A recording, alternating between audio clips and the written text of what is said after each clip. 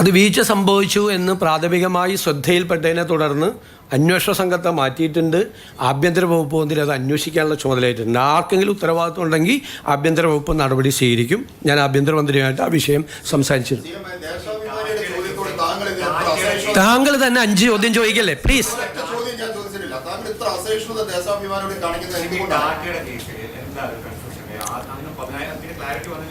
ഞാൻ ചോദിക്കട്ടെ, വാർത്ത വന്ന എന്താ? ടാറ്റ ഈ ഗവൺമെൻറ്റുമായിട്ട് സംസാരിച്ചിട്ടില്ല എന്നാണ് അല്ലേ? ടാറ്റയുടെ കമ്പനി വന്നിട്ട് ഞാനുമായിട്ട് സംസാരിക്കുന്നതിൻ്റെ ചിത്രം വരെ പുറത്തു വിട്ടു. ഒരു കാര്യം തീരുമാനമാകാതെ കിടക്കുന്നുണ്ട്. അവരുടെ ഒരു വെസൽ ബിൽഡിങ്ങിൻ്റെ കാര്യം തീരുമാനമാകാതെ കിടക്കുന്നുണ്ട്. മലബാർ സിമൻസുമായി കൊച്ചിൻ പോർട്ടുമായി ബന്ധപ്പെട്ട് ആ കാര്യത്തിൽ തീരുമാനമെടുത്തു. അവർ പോസിറ്റീവായ ആ കമ്പനിയുടെ ആളുകൾ പ്രതികരിച്ചു. കൂടുതൽ ഇൻവെസ്റ്റ്മെൻറ്റ് കേരളത്തിൽ ഉണ്ടാകാൻ അവർ വരണം എന്ന് നമ്മൾ പറഞ്ഞു. ഞാനത് വിശദീകരിച്ച് കഴിഞ്ഞപ്പോൾ ഈ കാര്യം പറഞ്ഞിട്ട് അവർ വരുന്നുണ്ട്, അവരുടെ പ്രശ്നം പരിഹരിച്ചിട്ടുണ്ട്. പിന്നീടുള്ള പല പ്രശ്നങ്ങളും, അതായത് വ്യവസായ വകുപ്പിൽ തന്നെ 2 ഏജൻസികൾ തമ്മിലുള്ളൊരു തർക്കം ഉണ്ടായിരുന്നു, കണ്ടെയ്നർ ഫ്രൈറ്റ് സ്റ്റേഷൻ തുടങ്ങുന്നതിനെ സംബന്ധിച്ച്. അതൊക്കെ ഞങ്ങൾ 24 മണിക്കൂറിനകം തീരുമാനമെടുത്തു. ഓഷ്യനേറിയം കൊച്ചിയിൽ തുടങ്ങാനുള്ള നടപടിക്രമങ്ങൾ ഞങ്ങൾ ആരംഭിച്ചു. ഇൻ്റർനാഷണൽ മാരിടൈം മ്യൂസിയം തുടങ്ങാനുള്ള നടപടിക്രമങ്ങൾ ആരംഭിച്ചു.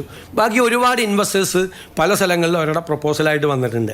അപ്പോൾ അതിൻ്റെ എക്കണോമിക് മോഡലുകൾ എന്താണ് എന്ന് ഞങ്ങൾ ഗൗരവതരമായി ആലോചിച്ചുകൊണ്ടിരിക്കുകയാണ്. ഏതെല്ലാം തരത്തിലാണ് എക്സ്പ്രഷൻ ഓഫ് ഇൻട്രസ്റ്റ് വിളിക്കണമോ, PPP മോഡൽ വേണമോ, അല്ലെങ്കിൽ നമ്മൾ നേരത്തെ നമ്മൾ പറഞ്ഞില്ല റെമിറ്റൻസ് ഇക്കോണമി ഇൻവെസ്റ്റേഴ്സ് ഇക്കോണമിയാക്കി മാറ്റുന്നതിൻ്റെ ഭാഗമായി നമ്മുടെ മലയാളികളായ പ്രവാസികളുടെ ഇൻവോൾവ്മെൻറ്റ് പെടുത്തുന്നു തുടങ്ങിയ എല്ലാ കാര്യങ്ങളും ഡീറ്റെയിൽ ആയിട്ട് മാരിടൈം പോളിസി തന്നെ വളരെ പെട്ടെന്ന് പ്രഖ്യാപിക്കുന്നതിന് വളരെ വേഗത്തിലാണ് നടപടിക്രമങ്ങൾ പോകുന്നത്.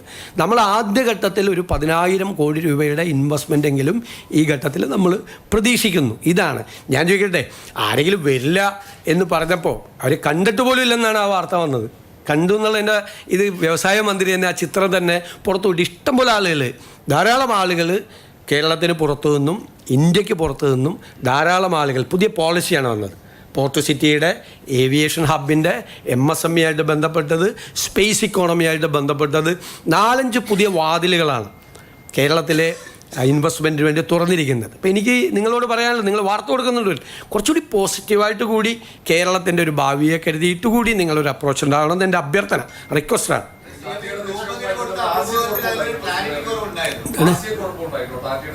ഇല്ല എന്നുമില്ല.